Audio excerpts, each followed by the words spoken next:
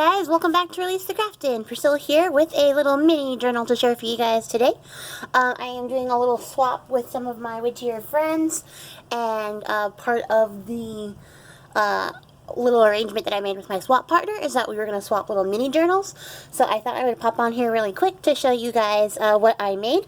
I do have a second channel. It's a witchy channel, and I have a little or I'm starting a little mini Sabbath craft series, and since we made these books for the upcoming Sabbath of Lughnasadh, I do the whole cover process with you guys on that channel, and I'll link that down below if you're interested to see how I made the cover. But for the meantime, let's just jump into it. So this cute little book is 4 by 5. So 4 by 5 inches. I bound it using a sea lemon binding tutorial, which I will also link down below. And I have a little simple closure of just some really pretty, like, I don't know what you call this color, rusty orange colored sari silk. And the whole thing is a little mixed media sort of deal. I used some gold texture paste and some of that Prima patina paste. There's some napkins and tissue and distress oxides all went into this, and then the little piece on the front is just a burlap flower, which I also touched up with some gold wax and some of that patina paste. And then for the top, I used this little bee that I painted with some gesso and then added some wax on to get it the right color, because originally it was silver. And then I just added some of these copper colored glass glitter pieces just to kind of give it some little shine and sparkle. I did a little stamping back there, but like I said, if you want to see the whole process and see how we got to this point, I will have that link down below for you guys to see. I used the Lughnasadh kit from Sassafras and Treacle, of course, and I just printed it out by changing it to 5 by 7 for the pages, which was almost just the right size, but it was just a little bit short, so I inked up what was remaining and then punched it out, and I think it gives a really cute little effect. I left the inside blank so that she could journal on this or put a piece of paper down, but I just wanted it to have like a rusticy, like country kind of style, you know, bare bones, but I don't know what to call it.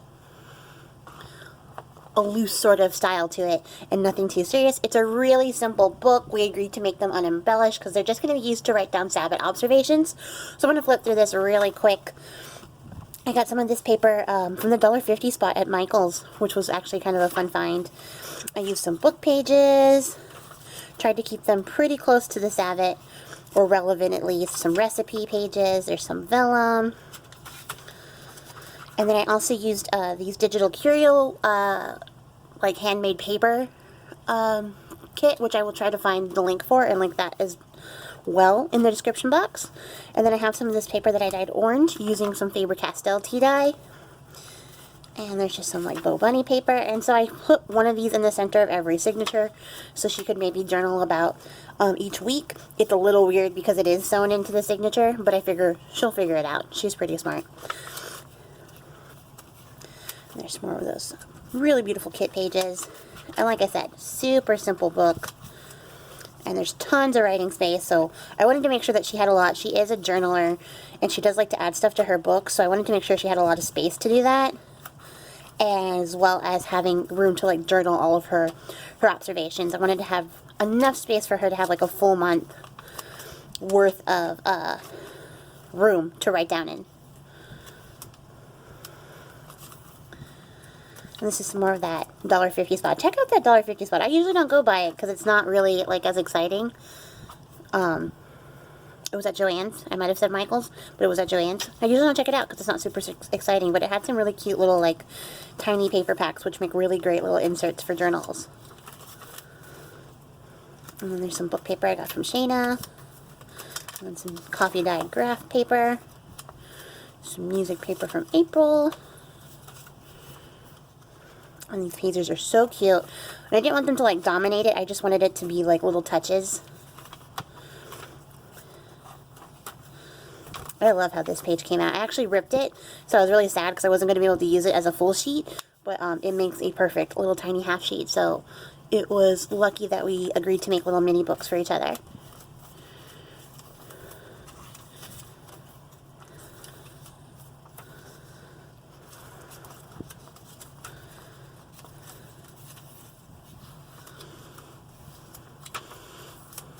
I'm sorry if it's going a little bit fast. It is just a really simple book, and there's not a lot that I can add to it or say anything about, so I just want to flip through real quick so you guys can see what's up. There's some yellow, like, Easter egg dyed paper.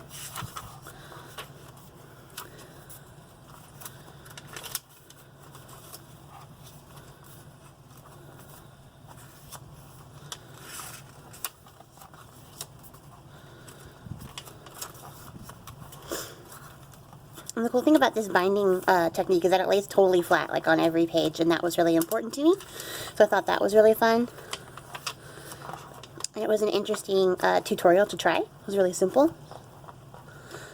And that is the end of that. The other cool thing about this binding technique is that it folds out like this, so you can actually leave your book like this, but because I used a dimensional piece for the cover, it's not going to lay totally flat like that, but you can display it and have, like, you know, the first page on display. Maybe if it hadn't, like, stuffed it so much, it would stand up easier, but I couldn't help myself. I just wanted there to be lots of space for her. And so that's it. That's the whole little book, you guys. Thank you so much for watching. I will see you guys in the next one. Happy crafting. Bye!